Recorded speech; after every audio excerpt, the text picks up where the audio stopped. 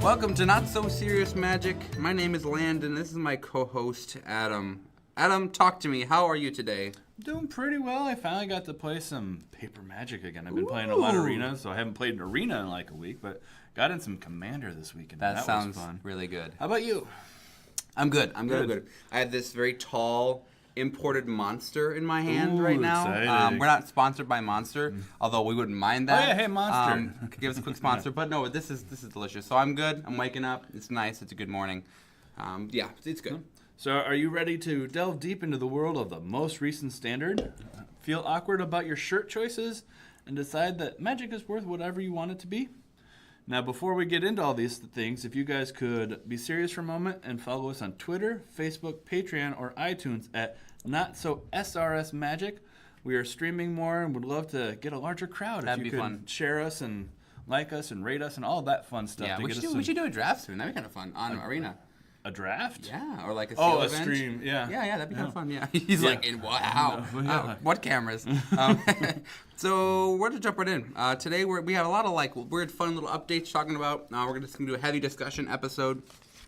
So first off, we're talking about a couple of tweets from Mark Rosewater on his little site. What's his site called? It's like Buh.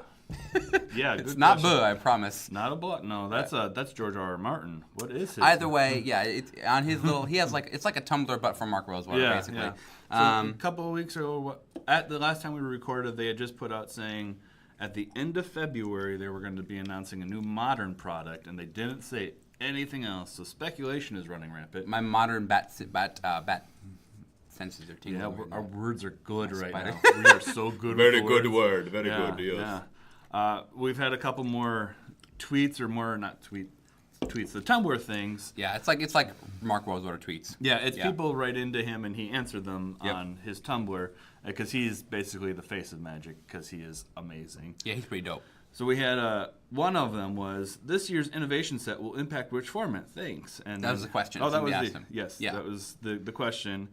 And I think this was the initial one. If Blake is to believe, and he is because Blake is another Magic developer. Yep. It's going to have an impact on Modern. So cool. I'm excited about that. Yeah. Yep. What? Was there more tweets later about something else? Or Yeah, I think there was. Okay, now I'm just confusing. I might have my moved topics. them. Yeah. Okay. So now it's like, what is this? What does impact on Modern mean here? You had mentioned the. It was the War of Sparks. Yep. Okay. Sorry, spoilers. No. Oh, I was getting my script confused here. You had thought it was the decks, the Challenger decks from Modern. Yeah, I think so. Is that still where you're going with this? I mean, I feel like I would like to think that it's that. Like, I definitely. I think it'd be a good idea. I mean, think if we could print some. So here's the thing. Ultimately, we have two separate markets like for Magic. It's like collectors and then like player collectors that really aren't as serious about. Like me, like I collect cards. Sure, fine, whatever. But I'm not gonna go out of my way to like buy reserve list cards or spend time on MTG stocks or finances looking at what's good, sell when it's good, not so. I just don't have the time or the energy or really the desire. I want to like buy good cards, play good Magic, have a good time, right? Like that's where I'm at. Yeah. So if they're printing a product like a Modern Challenger deck, where they're popping a Tarmogoyf in like a one-of Tarmogoyf in this Challenger deck, or they're popping a one-of Liliana, or they're popping a one-of Bob, or like similar to whatever. the guild kits that just came out. Yeah, exactly. They're doing that sort of stuff. Then we're gonna have the collectors angry and the players super happy because the collectors are gonna be like, "What the heck, guys?" Like, and rightly so because saturating the market with cards that are super duper good makes cards that are super duper good and expensive go to not very expensive, which is the way it is. Economics, kids. Well, that's also the reason for the reserve list initially is they did one of their early sets was nothing but reprints of all these old and strong cards. Right. And all the collectors and the stores were like, oh, hey, where'd our value go? You need to be protecting us. And so they're like, all right, we agree to never reprint these certain cards. Right. And that was mostly the rares from sets up until a certain point. We won't reprint these, so your value is fine. Well, and that's not even necessarily true in all ways. Like for me, right now, I have like in my trade binder, more for the meme of it, I have 4 Fallen Empires commons that are all on the reserve list. Yeah. Like, like there are weird, like Fallen Empires was... Some of them were weird, yes. Right. Like, you know what I mean? It's like Fallen Empires and the Homelands are like the worst thing. But anyways, yeah, so I think that Challenger decks would be awesome. I think they would like help... it would help a lot of players getting into Modern. It would whet their appetite to Modern, I think, which is kind of where you have to start with Modern because it's an expensive format. Like, we all recognize it's expensive, and getting there and getting started and having, like, the first piece in your many pieces you need to start would be kind of cool, I think. But would you consider that an innovation product? Yeah, because here's why. I think that, I mean, here I go talking a long time, but I think that standard Challenger decks is like, it's kind of like, this is this cool product. It's already pretty cheap. Mm-hmm. We're going to, like, give you a cool thing that you can start off with. It's also pretty cheap. And players are like, oh, thanks, Wizards. That's pretty cool.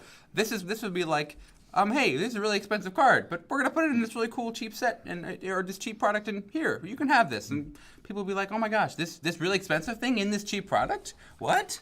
So my thought here is that it's not really innovation when you consider what the prior innovation sets have been. So innovation set is one of their product terms for a certain set every year.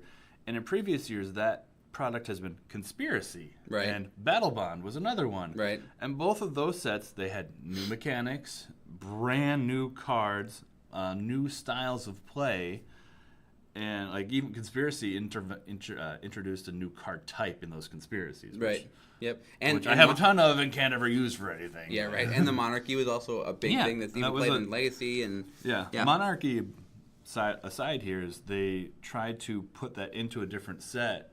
Mark Rosewater has talked about this a lot. He had developed that mechanic for a set, and they were going to use it. And he's like, no, this has to stay here. This has to stay here. And it became Ascend. Oh, okay. Because Conspiracy is like, no, we need this. This is really driving this multiplayer format. So they handed it off there, and then he developed this offshoot, or somebody developed Ascend as the replacement for it.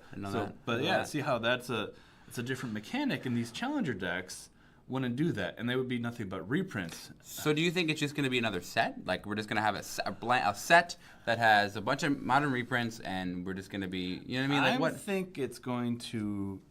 I think it will be a set, but I also think it's going to have some new cards to go directly into Modern, or in addition, something that they could say this is now Modern legal, like Counterspell.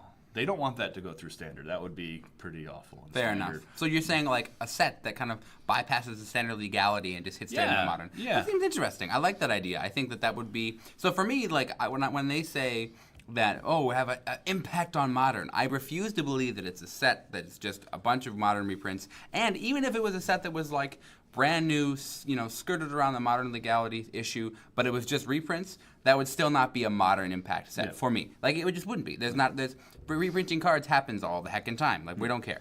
But yeah, that would be interesting if they had... And I think that argument kind of negates your arguments towards the Challenger decks. Those would just be reprints.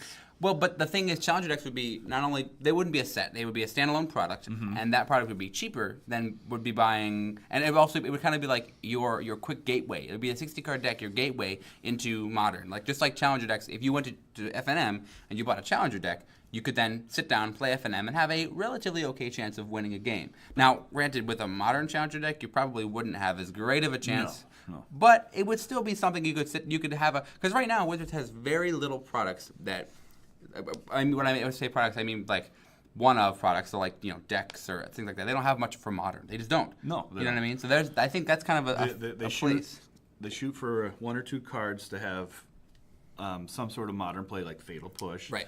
And now with this new play design team, they can look at more of their impact on these formats, and that's why I think they could be looking doing new cards that are too strong for Standard, but could be played in Modern. I love that idea, definitely. I think that'd be exciting. I think we should put a little bet down, like right at this time. It seems like we have a lot of the same ideas, you and I, but I think we should put a little bet down and say that I think that it's going to be a single sealed product, like a standalone product, and you think it'll be a set-based product. I don't know. Yeah.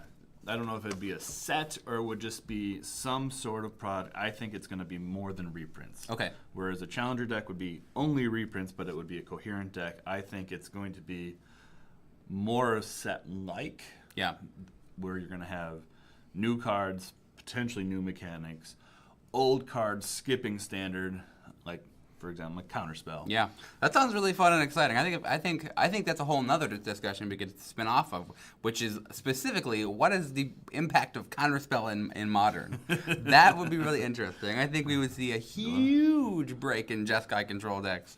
I think we would see. I mean, right now Blue doesn't do much in Modern, right? It was there, and now it's not. Not really. Yeah, I mean, like, really, like the big. Yeah, no, the big hits are like I said, like Jeskai control is still. AO, like it's okay, and Azorius control is okay in Modern, but yeah, it's not much blue. Yeah, it's because you've got your hollow ones, and right. I guess is it Phoenix? Yeah, that's a big one. It's not really controlled. No, not at all. No, I mean they maybe play Spell Pierce, but like that's hardly. Yeah, there's not really a control deck in Modern that's doing very well. Definitely not. So that would be interesting. And it'd also be interesting to see because that's, I mean, I guess. You know, I can see a lot of folks that don't know Modern would say, "Oh, well, it's double blue. It's blue. How can they pay for that in a Jeskai control deck?" Well, they play Cryptic, so I mean, like that's just like, yeah. So I think that'll be interesting to see what happens in general. Will be really cool. I think. We'll have to see. I think it's we're 2 weeks into the end of the month, so yeah. Anytime now. Anytime. Drop it, Wizards. Yeah. So next up on our talking list is SCG Dallas Standard. We've got a couple of standard results. We got SCG Dallas, like you just said, and then we had GP Memphis was just this past weekend. Well, Magic Fest Memphis. I refuse. I can't. Those names are getting so confusing, and even the official Magic Twitter is having a few hard time with it. They were talking about Mythic Championship Cleveland and actually called it Mythic Invitational Cleveland. Uh-oh. And then they had to delete that. Because players were like, wait a minute. Hey, you're even doing it wrong. Don't be blaming us here. Go ahead. So it looks like Mono Blue aggro did super duper good. I'm really happy about this. I love Mono Blue aggro. So what I did, this is actually kind of a little idea for everyone else that's listening. When a new set comes out, I go on eBay or Amazon or wherever it is, and I buy, usually eBay, and I buy 4 of every common and uncommon from the set. It's like $50 usually, around $50. So I had all the new card, like the Terramanders and Essence Captures, all these new cards that popped into Mono Blue aggro I had. So I was like, I'll just update real quick, and now I have an updated Mono Blue aggro deck. It's very fun. But like I said, that Essence Capture got added, which is interesting. Really, so Essence Capture is blue, counter target creature spell. Put a 1/1 counter on up to one target creature you control. That's really, really good in this deck, I would imagine, because you're starting with a base 1/1. Unblockable, and to make it a 2/2, you just totally up that clock. As well as removed a threat from the board. It feels like a 2-for-1. Because you deal with their creature, and then you also get a +1. I like that. It's nice.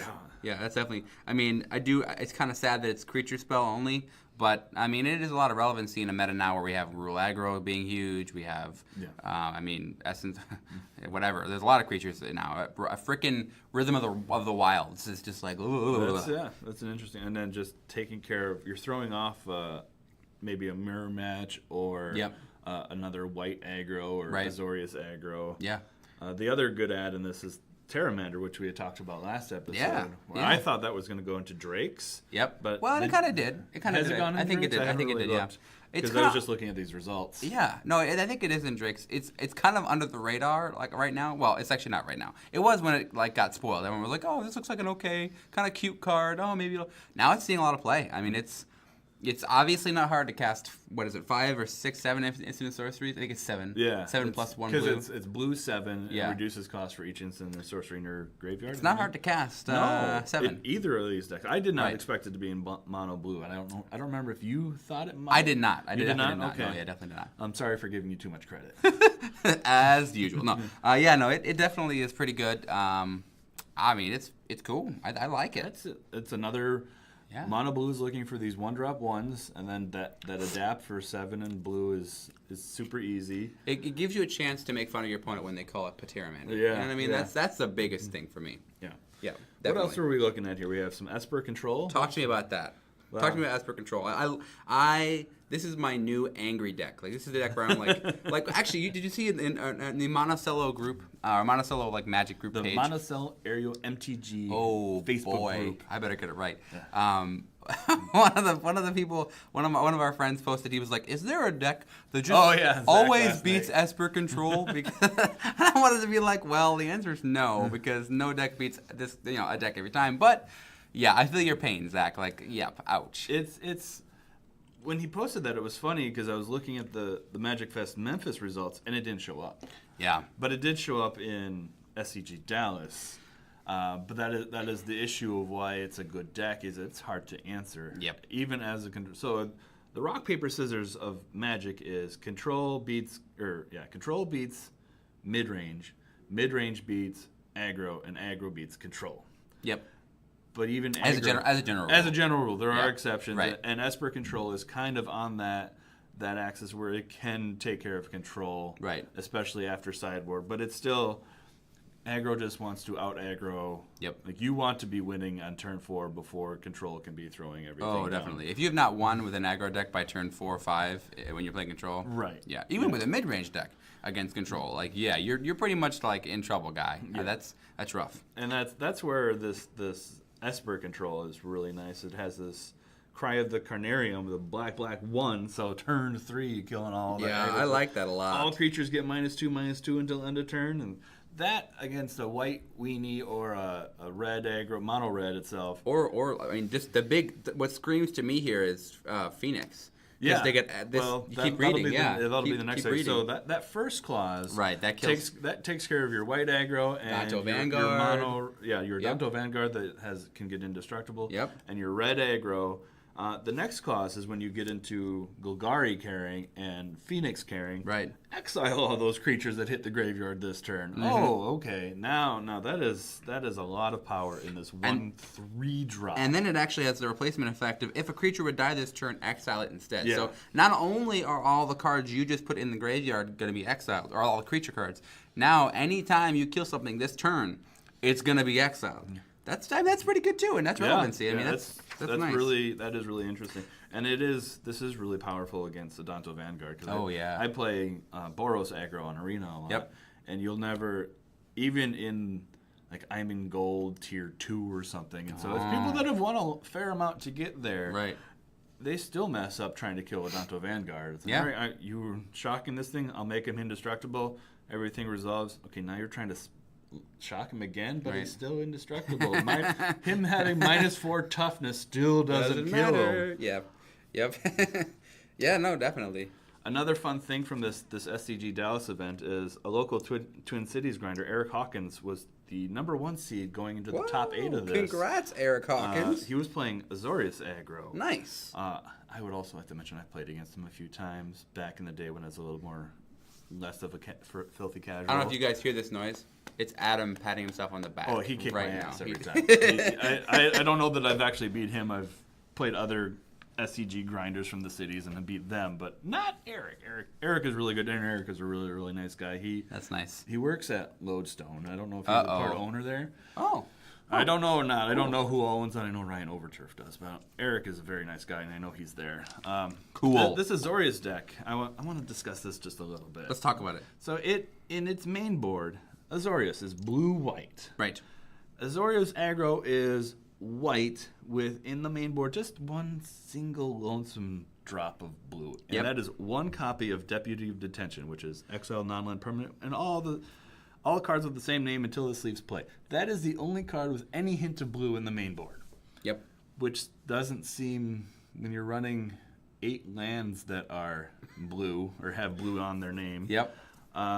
And the sideboard then has a few counter spells, but that's just negates, and I don't remember what the other one is. But that also still doesn't seem like a whole lot of blue. Yeah.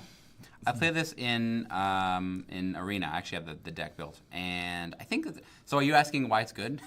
Why is it good? What is the purpose of blue? Because I run Boros aggro. Yeah. Because I can shock faces, I can lightning strike faces, definitely I can lava coil things. So I don't understand why blue over I think it should really be called mono white aggro, because the reason you're playing only one copy of DDEP or Deputy Detention, I call it DDEP because it's cooler like that. Yeah. But the reason that you're playing one blue creature is because you want to be able to cast Benelish Marshal every time. So if you have too much other lands in the way, I feel like it's a problem. Like you want to cast Benelish Marshal, you want to cast History, you want to Ebenalia, you want to cast all these 2 white, 3 white cards, and so it's like having more than just that weird one awkward DDEP. It feels I don't know. I think it's just too much. So why run blue at all? What is that giving you in the deck? What is Deputy Detention doing? That? I think the DDEP does a really good job. Well, in this list, they only run one copy. In my list, I run like 3 or 4. I can't remember off the top of my head. It's like 3 or 4. But so I think that it kind of helps in the matches where you're playing against aggro. I mean, being able to take off 2 runaway Steam Kittens off the board and swing in for 12 is huge. Okay. You know what I mean? That's a late game play. Fair. It's almost a late game play that aggro doesn't have usually, because in the late game, basically you're kind of playing 1-for-1 creature town. Being able to take 2-for-1 or 3-for-1 in the late game, I think this is the kind of way you come back from having both of us have a full board of creatures right now. No one's swinging, so what's going on? I think that's the DDEP is kind of how you get over that hump and swing in for damage. Is what I would say. Got it. Now, do you play this in the best of 1 or best of 3 format? I only play in best. Well, no, mostly just best of 1. Just best of 1. I don't think. So I you don't have the sideboard information, because I'm looking at these and none of them take care of creatures, which would fight Golgari, but I guess it would take care of Mono Blue Tempo, which is the big boogeyman currently. Yeah, I think what we should do is we should come back, because I'm gonna look at this list and I'm gonna see if I can figure it out, because that's actually a really good question I've been thinking about myself. So yeah, well, let's talk about GP Memphis or Magic Fest Memphis. Again, another standard event that was just this past weekend. No video coverage because they are not doing that for these GPs anymore, but they did confirm they will have it for the Mythic Championship in Cleveland this coming weekend. Wow. Rakdos Midrange was the winner of this one, which is black-red. Looks like you have a few notes here. I do have a couple notes here. Yeah. But I'll talk about some of the other stuff. So so you can look that up and we'll come back to the Rakdos one. I'll talk about the other decks. Yep. Simic Nexus was running this really weird card in the sideboard. I can't even pronounce it. Some sort of archer, green and 2, reach 1/4. But when this enters the battlefield, you may have it fight another target creature, which seems like a complete garbage card. It does feel garbage. And this is sideboard, but I guess that works really well against your 1/1s in your Mono Blue Tempo, which is, again, we were just saying, one of the big decks. It does. In these formats, because just comparing these, the GP Memphis and the SCG Dallas, the top 8 from both of these was pretty homogenous. The top tier being Simic Nexus, Mono Blue, and Sultai, with some white aggro type. I wrote white aggro shell, and that's the Azorius, and maybe some red or mono white. Yep. And then GP Magic Fest had a Gruul list. Yeah. Ooh, that's nice. Which was the change between those two. I think that this card should just like as whatever archer. It should read, when this creature enters the battlefield, target Adanto Vanguard, deal 4 damage to target player.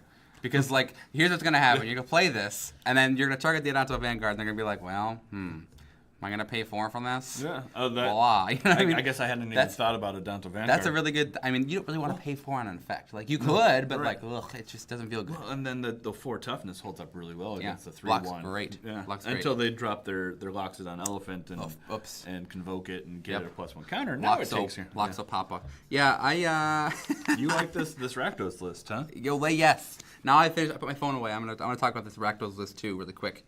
Back to GP Memphis. I love this deck. It's built so well. It's just, Magic list should be consistent. Decks that don't play well are not consistent. Magic is a variable game. It's you can play as the best Magic player, but if you don't draw well, it just doesn't matter. Yeah. So this is really good. This list has a lot of 4-ofs. The only one of I think is Karn, which is a fantastic one of. It's just great. Karn is really good no matter when you draw him. But yeah, so spicy mentions. There's that spicy word. Brick's Mighty Reveler. Take a shot. Yeah, right. It's the 1 and a red. It's a 2/2 human shaman. It has Spectacle 4. When Rixmati enters the battlefield, Rixmati Reveler enters the battlefield, discard a card, then draw a card. If Rixmati Reveler's spectacle cost is paid, instead discard your hand, then draw 3 cards. So this is really, I like this card a lot because it is, so when you play it for 2 mana, it's a 2/2, which is already on par. That meets the standard right there. And then you're drawing or discarding a card, then drawing a card. So this is giving you a lot of chance to discard your crap that you don't want, and then replace itself, which is just really, really good. And that's not Spectacle. With Spectacle, you're refilling your hand. Oh, yeah. Because at most times, you're probably going to be empty-handed. Right. Red is notorious for never having cards in hand. So you're drawing 3 cards, which is so much gas. And probably discarding nothing. Exactly. Right. Or maybe 1, which is, or like a land. There's just so much gas. It's really, really good. And then the second really cool ad. I like this card. Yeah, this is happy fun. to see this card. Dire Fleet Daredevil, which is 2 mana, 2/1 with first strike. Before we go into the long-winded ability, which is cool. Pirate Snapcaster. Super cool. But like it's a first strike 2/1, which blocks up, which is great. So good. That's blocking. That's blocking Merfolk Branchwalker. That's even blocking sometimes Jade Light Ranger. And winning that fight, which is big. Even after it's successfully Exactly. scored. Yeah. So this is a really good card for blocking up. And then basically, it is Snapcaster in the idea that when it enters the battlefield.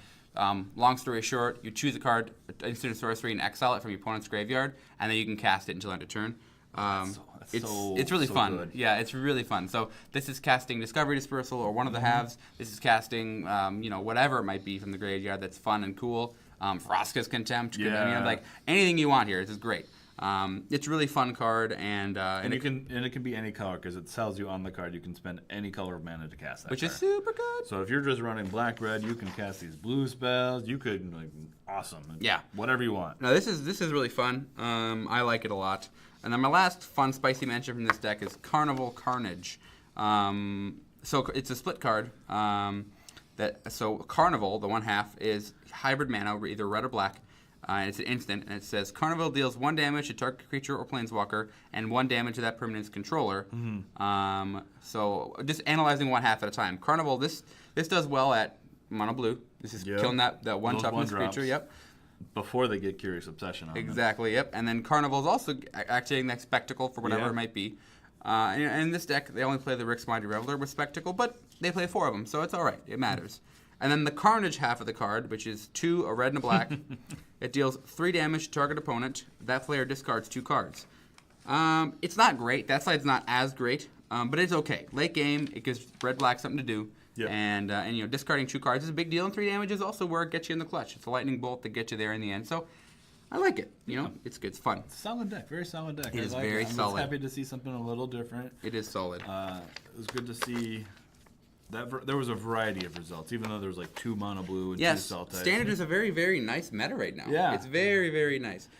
Before we go into the next topic, I want to talk to you a little more about that Azorius aggro deck. So I just looked at the list on MTG Goldfish that was, the meta list, and they're not even playing Deputy Detention. They're playing, the only blue card they're playing is Negate in the sideboard. No, so there, huh? that's really interesting. I don't, at that point, think it should be called Azorius aggro. No. They're playing 4 Hallowed Fountains and 4 Glacial Fortresses, but they're not playing any blue cards main board. So I don't, and they're playing even worse. 4 negates in the side. So I mean, it's interesting, definitely. I think that countering a Vivian Reed is good. Yeah. I think that countering a kill spell is good. Countering a board wipe is good. No, counting that Cranarium. Yeah, yeah. So I guess I'm not as crazy about it now that I know that that's the Goldfish list, but that's not the one putting up the results because we know that's true. The one from SCG had the Deputy. It had one on the main board. Dallas? Yes. Well, this one's from Dallas. Well, I don't know. No. But either way, I don't know. It's odd. I don't know. I mean, I think it's good. It's not bad. It's putting up results. So I guess we'll see. Maybe it's a magic mystery. I think hitting those Steamkins is a very good. That's what enables red and you can does it target? It targets, doesn't it? I think it does. Yeah. So you can't really hit when they dive down the stupid mono blue things. So Can't hit those. I felt the pain in your voice just then. They dive down. It's like, yeah, I got you here. Oh, friggin' dive down. I forgot about that card. It's actually really good in that deck. Yeah, it is really good in that deck. Dive Down is a good card. I think that Dive Down really got missed by people. I have like a couple of foils, and I'm really happy that I bought the foils because it's a really good card. Like well, this is kind of different because it's green, but what is it? Blossoming Defense. That was good. When that was in Standard, that was a card that I bought up right away because it's just so good. That was one that gave your creature hexproof and +2/+2. I mean, just wow. I mean, that's such a good, like, either getting in the extra 2 damage or just protecting your creature and then getting the extra 2 damage. I mean, it's very good card. But things that give things hexproof for 1 mana, pick them up. Yes, for sure. That's a win. Now, let's move on to something a little more fun. I have a little quiz for you. That last section was very serious. It was so serious. I'm almost sad about it. This is a little game. We're going to test Landon's knowledge. These are some, well, not all of these. Okay, right.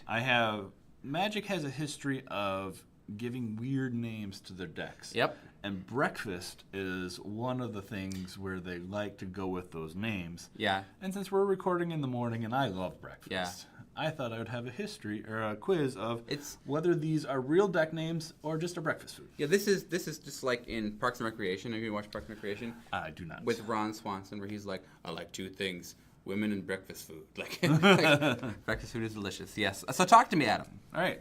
So you have to tell me whether this is a deck or just the breakfast food. Oh boy. We'll start with an easy one. I wish I had like buttons I could push, like breakfast food. All right. Maybe that's a sound effect we can add in to this. Ooh, editor. Yeah, that's all on you. Also me. Okay. All right. Easy one. Okay. Eggs. Eggs is a deck. Hey! Ding, ding, ding, ding. Yes, it is a deck that I can actually tell you what deck it is. Oh, good. It works with 0 mana artifacts, and it's like Pure Steel Paladin and even Sram the Artificer, and you play a bunch of 0 mana artifacts, and then you kind of storm off and cast Grape Shot for the win.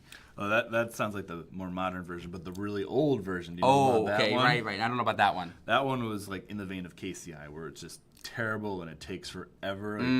It's the same thing where they would sacrifice lands and artifacts to make all this mana, and then draw cards that would recur them, all to eventually generate enough mana to win off of something like Pyrite Spellbomb, where you sack it and do 2 damage. So just keep recurring that. That seems gross.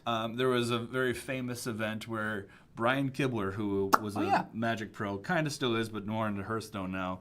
He was on the feature match playing against Eggs, and he wrote on a piece of paper, and I don't remember if it was F8 or F6, which is the MTGO auto pass, or just auto yield. He put it on the paper, and he left the table. I let the egg player just go. That's hilarious. And this ended up, this got banned because it was so degenerate. What got banned in it? I don't remember. I should have. That's a good note. I should have written that down in my notes here. That's okay. But it was, everybody hated, even the guy that would be piloting. Like, this deck is just, because it would take the full hour for game 1. Because it's just so slow. You're doing it 1 card at a time, doing all this. That's gross. There was no way to shortcut it. Oofta. All right. Question 2. Yep. Fruity Pebbles. That's a deck. It is? Yes. Do you know what it is? It's old. It's like It is old. These are all old. Yeah, this is an old deck. I don't know what it is, no. It took Goblin Bombardment, which is sack a creature, deal 1 damage to the opponent, to throw Pebbles, which are your 0 mana creatures, at an opponent, and then some sort of recursion piece. It would combo off all of a sudden. Yeah, so that's another one. How about question 3? Cocoa Pebbles. That's a delicious cereal that I eat every morning. It is, but it's also a real deck. Whoa, I didn't know that. It's cool. Fruity Pebbles, but then it adds Tutors. Oh. And Necropotence. Oh. So trying to make Fruity Pebbles a little more consistent to bring all those 3 combo pieces. Paying all the life to get all the cards. But I think it was not as good. Yeah. The black kind of made it a little harder to get to some of their things. I see. All right. Question 4. Yes. Cream of Wheat. If Cream of Wheat is a deck, I'll be angry about it. So what's your final answer? I think I'm going to say that it's not a deck. It is not a deck. Oh. But it is my kid's favorite breakfast food. Really? Yeah, I don't know why she loves Cream of wheat? I know, every morning. What even is cream of wheat? It is kind of gross. What is it? It's just this little thing. You boil your milk or your water. You can make it in the microwave, and you add 3 tablespoons, and all of a sudden it turns into this mushy thing by magic. It's pretty gross. I Oh. shouldn't. Good. My wife doesn't listen. She also loves this stuff. I find it the most disgusting thing ever. It sounds like instant oatmeal, but creamy It's, powder. yeah, Like, it's just green. It's just creamy, mushy goodness. And I mean, I add a couple of sprinkles, but Sure. it has a lot of nutritional value in it. Yeah. Okay. I don't understand. All right. Yeah. All right. Next question. Trix. How's it spelled? Trix. Okay, like the cereal. Oh. Yeah, they're not giving this away. Yeah, this is This is okay, so I don't know. I think this is probably a deck because it sounds like something that somebody would play. It is a real deck. All right. So what this did, and this, another one that ended up in a lot of bannings. Yep. What you would play is Illusions of Grandeur, which is blue and 3, cumulative upkeep 2. When this enters, gain 20 life. When it leaves, lose 20 life. Okay. So what you did, you played that Right. and donated it. Hey. And then your opponent can't pay that upkeep eventually. How it worked is Cumulative upkeep is you have to pay that cost every upkeep, and then Yeah. it stacks. So Yeah. the next turn you pay that again. Like, so if it's like cumulative upkeep 1 mana, the next turn you pay 2 mana. Yes, exactly. So Yep. it's 2. So it starts at 2, the next turn it's 4. But how they played this deck is they ran all the fast mana. They ran Mana Crypt, Mana Vault, Lotus Petal. Sure. All that. So turn 1 or 2, you're looking to pay 4 mana to drop this and a donate effect. So on turn 2, they're like, I'm paying 2 mana on my upkeep and I'm doing nothing. I'm losing even without Right. this effect.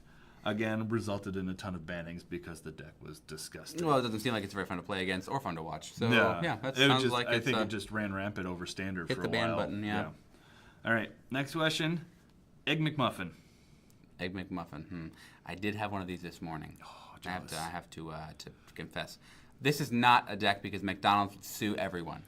Well, first of all, Wizards doesn't name these things usually. Fair enough, but But you are okay. correct. It is not a deck. Good. It is the best breakfast food in all of history. Ooh, that's I don't know about. Okay, Yum. we can fight later about that one. All right, I think this is my last one. Okay. Full English breakfast. I'm gonna say this is a deck. This has to be a deck. I'll be so happy if this is a deck. This is a deck. That's so great. This is one of the weirdest ones I have ever seen.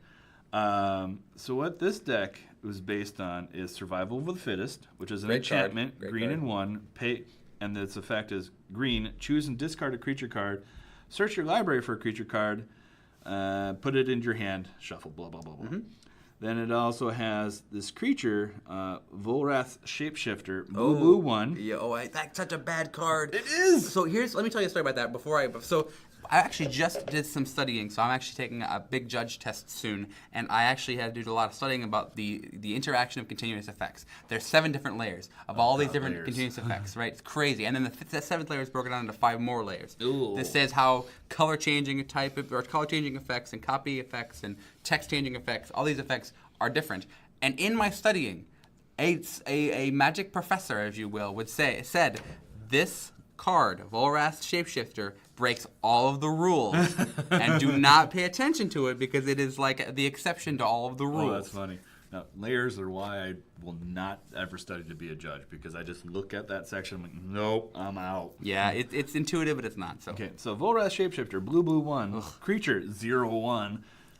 As long as the top card of your graveyard is a creature card, this card is a copy of that card, except it retains the Shapeshifter abilities. Pay 2, choose and discard a card. So you've got that with Survival of the Fittest, choose and discard a creature card. What you would do is you would play this really crappy... You would play Volrath Shapeshifter, Right. and then somehow you would get Flowstone Hellion, or a similar type creature. Grizzlebrand, Emerald, anything you want. No, they don't even do that. They play this because that's expensive and probably banned. They play this other crappy thing, Flowstone Hellion. It's a 3/3, but it's pay 0, and it gets +1/-1 until end of turn. Sure. So you pay twice, make it a 5. No, you have the Shapeshifter on top. Or Yeah. As this, you pump this like 10 times, Okay. holding priority. Right, So so- before it resolves, you then discard another creature card to like a 12/12, Oh, making this a 22/2, right. and then you swing lethal. That seems like something I would dislike to judge, much less play or watch. Yeah, because it's that whole holding priority, then doing Right. this other thing, and then they're like, "Am I dead?" Yeah. Yes, you Yes, are. you're Because dead. this deck is weird. AF. That seems really not fun. I'm glad that it's not a thing anymore. Yeah, you did pretty well on this quiz. Did I you, Lola? only missed one, right? Yeah, I I missed think Cocoa so. Pebbles, and that was it. That was Yeah. pretty good. Yeah, I'm that ready. was- I'm gonna hear this noise. Yeah. Pat on the back, right Pat there. on your Boom. own back. Look at Good that. job. Good Yes. job. Good job, Landon. Thank you. Here we go. I'm gonna be angry now. Just kidding. I'll be mediocre. Yeah, you'd be whatever. kind of just in the middle. So let's talk about my shirt.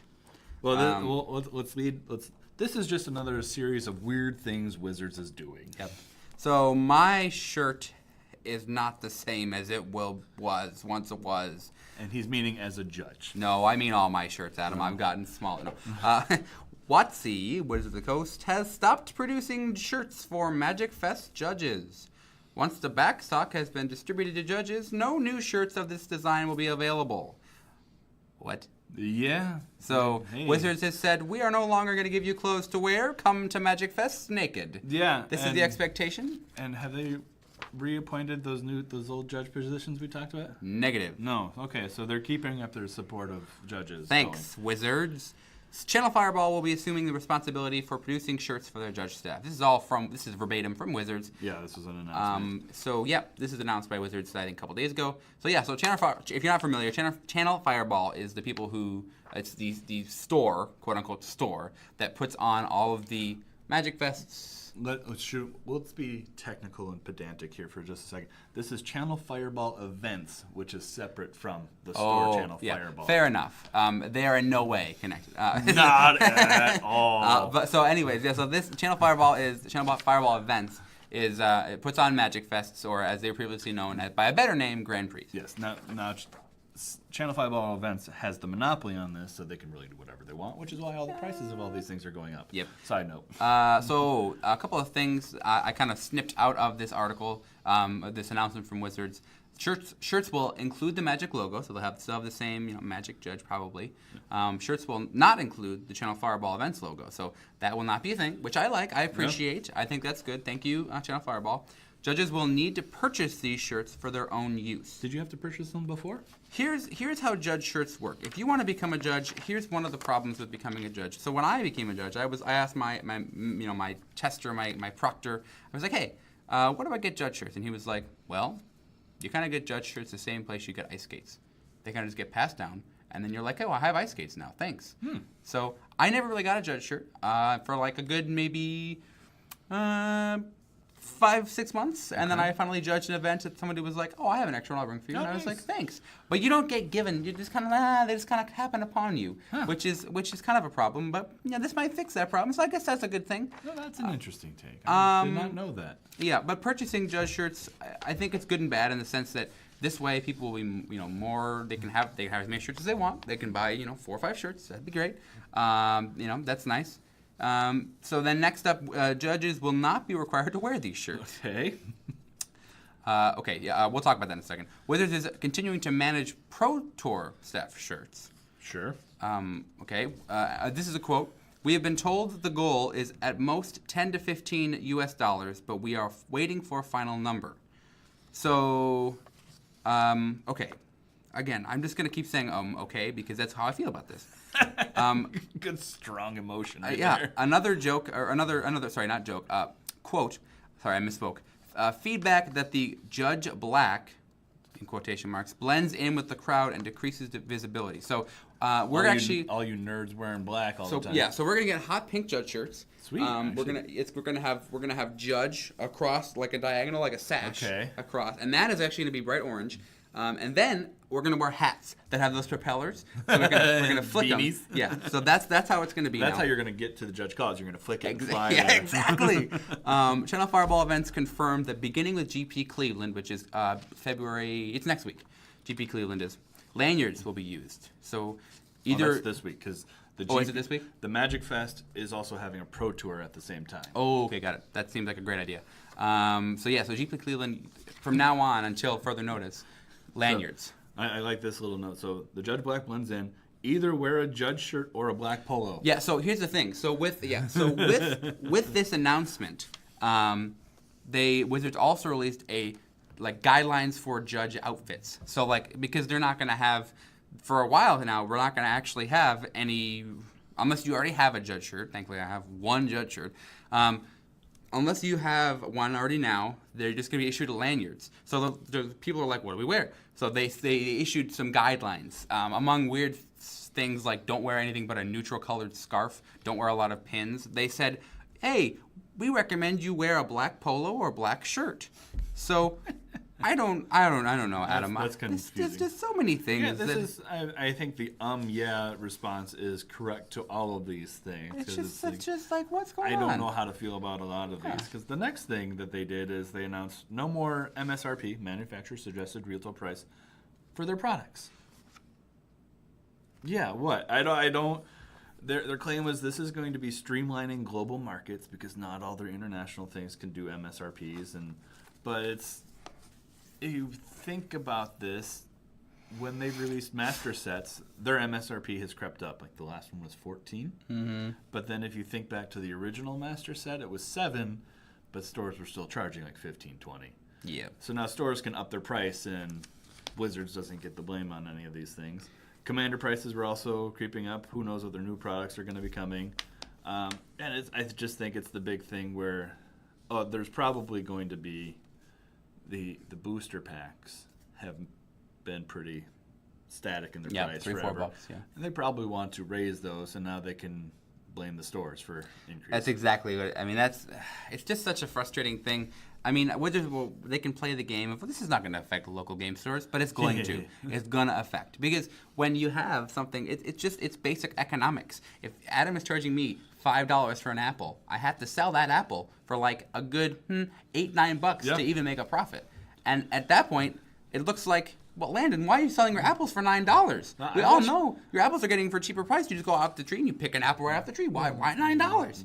And then I say, well, guys, I'm just trying to sell apples and make a profit so I can keep my Apple store open. I've watched Pawn Stars. I know how that works. You're going to give me $20 because I have shelf space and my employees. When they walk in and they're like, I have this thing here that was spit on by Abraham Lincoln. He's like, I could do $2 right now. I have the original copy of the U.S. Constitution at $10 because it's going to take up this whole wall and then I need to pay for security. And who knows? Right. I could hold on to this for years if somebody buys that. So this is going to be a terrible thing. It's so bad. It's like, come on, guys, really? And then the final weird thing is Grand Prix Magic Fest London is going to have a pre-release for War of the Spark at the Magic Fest. Yeah. That's pretty cool, right?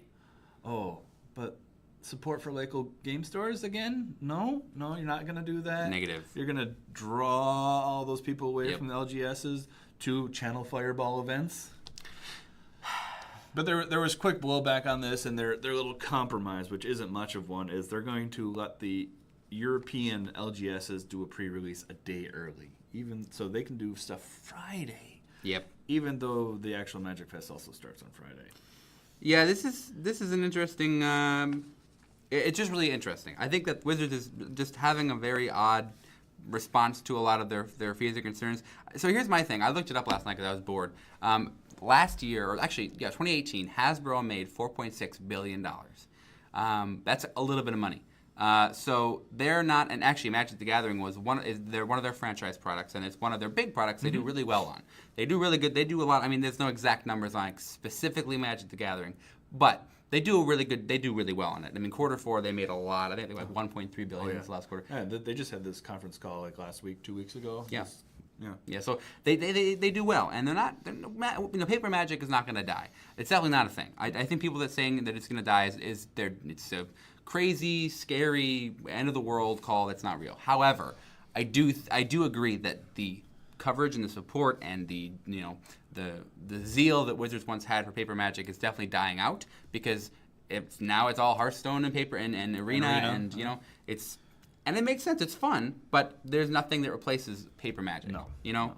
And that's what a lot of hardcore oldies and newbies are saying. It's the way it is. Yeah, and I have a lot of cynicism about corporate stuff, but that could be a whole another episode probably. Because they made pretty good profits, and still you're cutting all of this stuff. It's similar to the Activision Blizzard stuff going on. Have you heard about that? I've not. Yeah, they had huge profits last year, and then they cut like 800 jobs. Yeah, that's probably. What? Yeah. Well, and I get that it's Sorry, not. we didn't make enough money. I get that it's not a 1-to-1 ratio. Like Yeah. I understand that having to cut jobs and making a lot of money. Like yeah, I get that it seems like it'd be 1-to-1, and it seems like it would be that, like, oh, you made money, you should keep jobs. I get that it's not that. But however, it does. You got to give us some answers here. Like it feels weird. You know what I mean? That's where I think all of us are kind of in that stage where we're all like, this just feels weird. Wizards, talk to us. Yeah. You know what's going on? Exactly. And because it is causing the outrage in the social media circles. Is paper dying? I agree with you. It's not.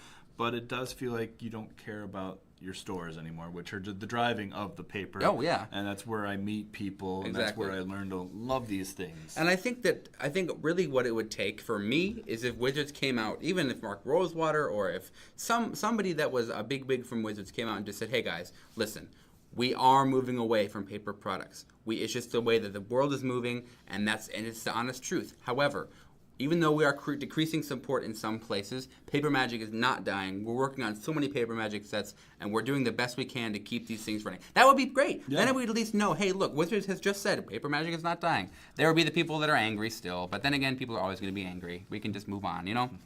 So the next thing we're going to talk about here, let's see. Nexus? The banning of Nexus? Ooh, Nexus is banned in Best of 1. Yeah. How did you feel about that? I think it's okay. I mean, I don't know. I don't know. I think that yeah, exactly. It's kind of one of those things where I'm like, this is whatever. I mean, yeah, you did a thing, and that. I feel like Wizards at this point was kind of like the overprotective mom that was like, oh, that spaghetti's hot, don't eat that. Oh, like, you know, like Nexus is too good, don't eat that. You know, like, okay. My thought was, okay, first of all, it's only banned in Arena Best of 1, and it's still good in Arena Best of 3 and paper, which is confusing, again. And I don't like the mixing of, or the separate ban list. There was a fun little meme that happened right after that. Standard is easy to understand. I was right? just looking it up right now. Looking it up. Because you've got Nexus banned in Best of 1, but still okay in Best of 3. Then you've got the Chinese Planeswalker decks, which are legal only in Standard in China. Yeah, I'm gonna find them. I'm gonna find the meme. Yeah, it's that's the way it is. Like, and then you've got those guild kits. Aren't standard legal for the non-standard printed cards, but then you also have... I found the meme. You found it? I found the meme. You've got some arena-only cards. It's a big picture on Imgur, and it's like, standard rotation is easy. Anything released in booster since Ixalan is legal. Not counting master sets, obviously, or wacky draft formats like Unstable or Battlebond, yeah. Although, also each set, since Dominaria, has had a buy a box promo, and those are legal mostly. But we'll get back to that. Also, the pre-constructed products released in that time are legal, so all the Planeswalker decks. But not all of the pre-constructed products. No, because those Commander stuff. Oh, yeah. Except ones that are good. Those aren't legal. Like the Challenger decks, those are not legal anymore. The next ones will be legal. Also, Nexus Fate is banned in one of the formats, in 2 of the online Magic games Arena. It is banned in Best of 1, which is not called Best of 1. It isn't called anything. But any format that isn't called traditional is Best of 1. Yeah, okay, let's pause there. Let's slow you down reading this. Can you read the Nexus one again? Yeah. Because that one is what also, really confused me. Nexus of Fate is banned in one of the formats in one of the 2 online Magic games, Arena. It is banned in Best of 1, which is not called Best of 1. It isn't called anything. But any format that isn't called traditional is Best of 1. Throws phone out window. Right, and then the next one says, also Rampaging Frostodon is banned for some reason. like that's, I love that so much. Like, I love that card is banned. Can we talk for a second? We have time. Why is that card banned? I don't even know. It was banned when energy was a thing, and I don't... Oh, because Mono Red was just crushing it. When you had Hazoret and all that. So they had to try to slow it down, because that prevents life gain, right? Yeah. Yeah, I don't remember what else it does. Prevents life gain whenever a creature enters the battlefield. That player takes 1 damage. Oh, yeah. I don't remember. I don't understand. And I think once it's on the ban list, they're not going to unban it from standard. Yeah, so that wasn't the end of the meme that was going on, but it's just. And the last part of that is like the whole, like you said, the China Chinese, one. Yeah. So it's just weird. And don't forget that Arena has some Arena-only standard cards. Yeah. They're not good, but they're legal in Arena. Yeah, like that. Yeah, there's a couple of them. Like there's that captain that like. I think there's one for each color. Is it really? I think so. Oh, I don't remember. Yeah, I could be very wrong. I love how we do. Bad. I love how neither of us know because they're so terrible. Like. So it's just that's my confusion here. Is we've got so many products and not all of them are legal, and they're trying to be beginner friendly, and it's just okay. So Nexus is banned in this, but not also here. welcome decks. We're talking about welcome decks. So welcome decks are legal. Welcome decks are legal. Yeah. But and then I think they should have just banned it in best of 3 too, because it's not that it's too strong; it's how it can just be roped. Yep. Roped and looped, and that's what got it banned is those pros streaming for 3 hours in that one game while the player just looped and looped and looped and looped. Not that it was too strong, because it isn't as good post sideboard. When you're playing a best of 3, it can be dealt with, but that game is still possibly going to take hours when you don't have good timer systems on Arena. What they needed to do is fix those timer systems in Arena. Pause for judge moment. You can, if you'd like to run a loop that involves 2 players over multiple turns, as long as you define the number of loops that you're taking, you can do it as many times as I want. Example, I'm playing against Adam. Adam's playing Fair Magic, and I have Nexus of Fate that I want to loop somehow. If I'm looping Nexus of Fate, I can be like, look, I'm going to loop Nexus of Fate 400 times, and then it's your turn. This translates very well in paper magic. That works. Very well in paper magic. That took 10 seconds. Exactly. But in online, it doesn't. Yeah, because you have to click, and your opponent has to click, exactly. and you got to click. There's no shortcuts and no loops in online magic. So anyways, that's why it's a problem in online. Yes. Yep. And it's all the Arena timer. I think they fixed the Arena timer. Because on MTGO, everybody has a set amount of time. A match timer. Yeah, and Arena doesn't have that. And then you've got those weird timers where you have to resolve everything. There was this one, accidental and funny. Somebody was streaming Arena, and it was hostage taker loop. So his opponent played a hostage taker. He hostage takered the hostage taker. His opponent plays another hostage taker, which took his hostage taker, which releases the other hostage taker. And then it just kept looping, and so I think it actually ended up in a draw because Arena didn't know how to handle that, and I don't remember it. I think it moved it to a draw because if both players want to continue to loop, it's a draw. Neither of them can do anything because it's not a May. Oh, that's hilarious. So it just drew the game. It just drew the game. That's better than Nexus though, because Nexus just keeps going. I'm surprised that it actually auto drew the game. Yeah, that's good. That's a really good thing. That was actually good. Yeah. Well, that's interesting. I guess. That's. All right, Wizards. The last thing we're going to talk about today is the War of the Spark teaser. That was actually interesting. So just as a brief description of this, you got this big tower spire with a bunch of stained glass. Pause. It was really good animation. That was actually really I really solid. enjoyed it. I was happy with this. Yeah. Other ones I'm like, that was okay. Yeah. This was actually really interesting and thematic and cinematic. Yeah. But so you've got this tower, the spire with the stained glass windows, and on all those stained glass windows, there's pictures of figures that you can't quite make out, and it loops up and spirals around it until it comes upon Jace, Gideon, and Liliana pretty clearly in stained glass, like you mentioned. Stained glass, and then it zooms through those inside it to like candles. Yep, bunch of candles puffing out. Yep, until there's just one, and then the bulbous horns. Yep. Somebody messaged me and they were like, I just realized that the smoke from the last candle made the bullet thorns. I didn't like that. And I was like, yes, agreed. Did he not like that he just realized that? No, he didn't like that it was scary. He was like, that scared me. I was like, yes. Yeah, so good. If you haven't been keeping up on the lore that's going on in this game, is War of the Spark is going to be the showdown between Nicol Bolas and the Gatewatch. Nicol Bolas and all of his cronies. Yes, because he has 5 of the guilds under his control. Dovinban, Kaya, I don't remember who else. No, Lazav's not, right? Because isn't Lazav? No. I don't know. Lazav's not a planeswalker. Oh, that's true. He has the planeswalkers. He's got Ral, he's got Dovin, he's got, they don't know yet. Liliana, that was in Bolas's clutches from. Yeah, we're not sure. Yeah, but Jace is not. Jace is not. Gideon's not. All of the Gatewatch. Chandra's not. Yeah, no. All the Gatewatch. All the Gatewatch is not, except for Liliana, because might be.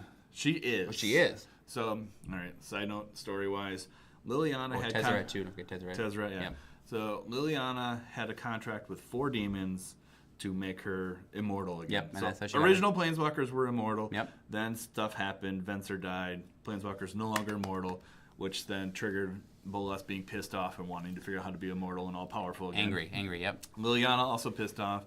Makes Bolas introduce her to 4 demons who make her powerful.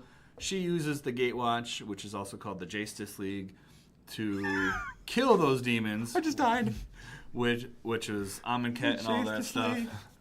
She kills the demons at the end of, was it Dominaria? Yeah, it had to be Dominaria because that was Liliana's contract. Yeah, Belzenlock was the last demon. They killed Belzenlock in Dominaria. Right.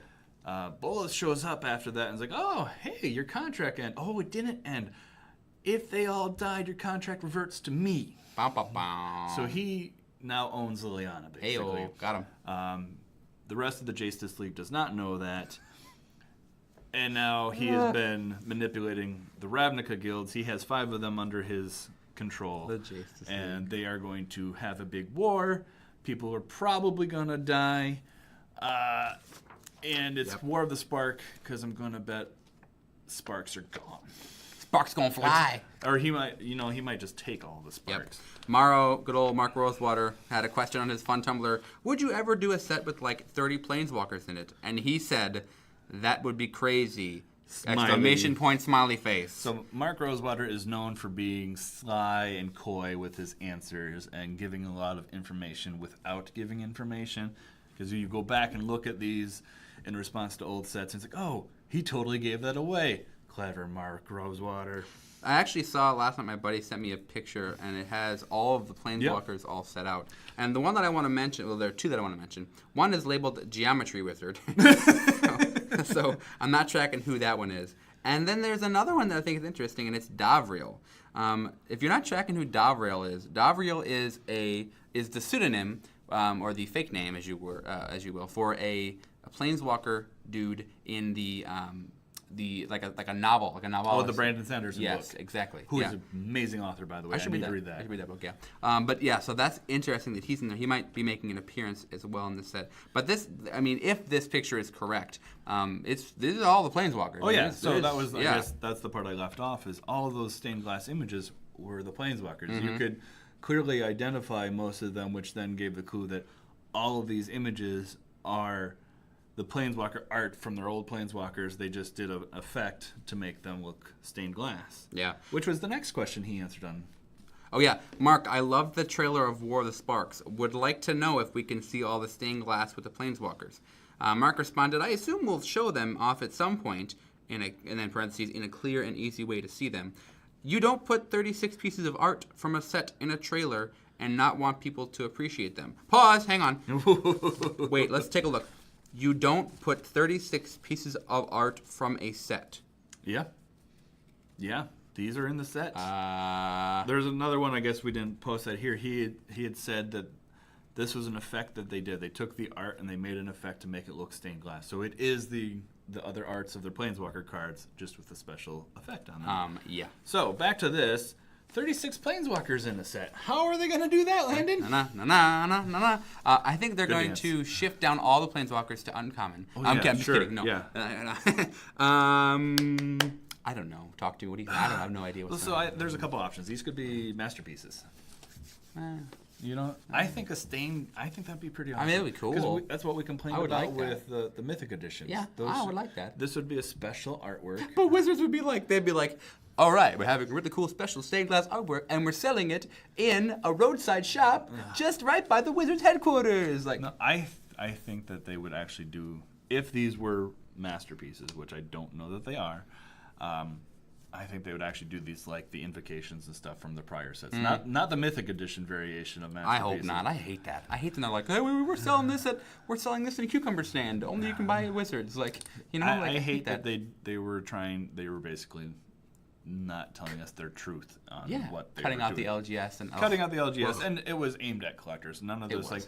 Because they advertise it as a draft sale. Wow. Just sell your collector's editions and I'll be fine with it. I won't even be mad, but just be truthful with me. Yeah. But these, if they do these as real masterpieces in the set, that would be amazing. Yeah, that'd be cool. I would like that. The other thing is, so War of the Spark, what has happened here is an Ixalan. Tezzeret took the Immortal Sun. Which was made by Azor. Yeah, he took the Immortal Sun. It was supposed to be a trap. They were going to trap Nicol Bolas there because the Immortal Sun turns off Planeswalkers. Yep. They wanted to trap him there, but Nicol knew about it, and Tezzeret stole it and sent it to Nicol Bolas. Darn Nicol. So that's going to show up, I'm betting, and some of these Planeswalkers are going to lose their sparks. We're going to have like a meld 25. You're going to have like 25 Planeswalkers just meld into like one abomination. So what if some of these Planeswalkers, like Tybalt, turned into creatures, or Gideon is a creature? Because he already turns into creatures and punches faces. That would be dope. That would be super cool. So I would think that'd be super cool. And this might be why they changed Planeswalkers to legendary Yeah. things, because now they're going to be legendary creatures. My off-the-wall thought is, what if you have Planeswalker on the front that then flips into a creature? Like werewolf and human, but not. Yeah. That would be super interesting and cool. I think that there would be a lot of fun things that you could do with that. I think it would be. I mean, we've already had flip planeswalkers. Yeah. Like that's not. That Creature wouldn't into be Planeswalker. Right. I wouldn't be that far. or off. like the werewolf one. I see what you're saying. Yeah, but I mean, also like Liliana, the heretical healer, the and all Origins the baby ones. Yeah. That was a thing. I mean, like that. It's not. But so go the other far. way. I'm thinking the other way. Yeah, that would be interesting. Like something happens where they flip, like when they lose their loyalty, they flip into a creature rather than die. Whoa, that would be extremely valuable. Planeswalkers like that, I think the price would skyrocket. Because think about it, the reason the planeswalkers are bad is because when you finish them up, they go away. Like when their loyalty goes away, they go away. It's kind of like they're great, but then they go away. Think about being able to be like, yep, I'm in a -7, and then get a creature. Like, and possibly an emblem and a creature. Yeah, that feels okay. I mean, that would be interesting to see. Like, I bet, like, if they interacted with their own emblem, that would be interesting. Yeah. Like, they make an emblem. That's a very cool idea, Adam. Now tell me about what would a set with actual 30 planeswalkers look like? That would be awesome. I mean, we have the mana for it with all the shock lands. That would It is be totally so possible. cool. You could play Super Friends legit. That would be awesome. And we have all of the check lands too. And those are still. So we've still got good mana. A lot of mana. I think it'd be very fun. I think it would be very powerful. It'd be a very powerful meta. But the thing with powerful metas is that you're giving everyone the same power. Yeah. So that's the thing. Is like if you print, Jace the Mind Sculptor, the people who can afford Jace the Mind Sculptor buy Jace the Mind Sculptor, and then they have the most powerful deck. Yeah. If you print 30 planeswalkers, that's just power everywhere. Right, It's right. like, And that's the thing where I don't think standard would. Well, maybe the lands go up, but the standard wouldn't be as expensive as like when we had Baby Jace, Right. because they can't all be mythics. If Yep. there are 36 planeswalkers available in the set, that's a lot of access to planeswalkers. Wouldn't that be one mythic planeswalker per pack Yeah, in a booster box? yeah. That's how the math works. Woo! That's not a thing. Yeah, I mean, and they can't. I think The art on that teaser was the old arts. Like, it was the one Tybalt card that is awful. Yep. I don't think that Pretty bad. they print that as a standard legal card. No, I agree with you there. And Yeah. I don't think they print, like, Liliana, the good Liliana. Is it of the Veil? Yeah, no, They don't print her in standard. No, yeah. I think probably more likely what we're going to see is a lot of planeswalkers that are just creatures now. Like their spark was removed, and now we Yeah. got like badass Tybalt over there, like throwing his demon arrows. Like that would be. I would love to see that. I would love to see like a revamped Tybalt. I would love to see like a revamped Huatli, like riding a dino into battle. Like that would be dope. Ravnica? Yeah, right.